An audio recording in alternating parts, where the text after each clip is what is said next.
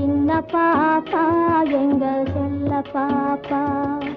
சொன்ன பேச்சு கேட்டாதான் நல்ல பாப்பா சின்ன பாப்பா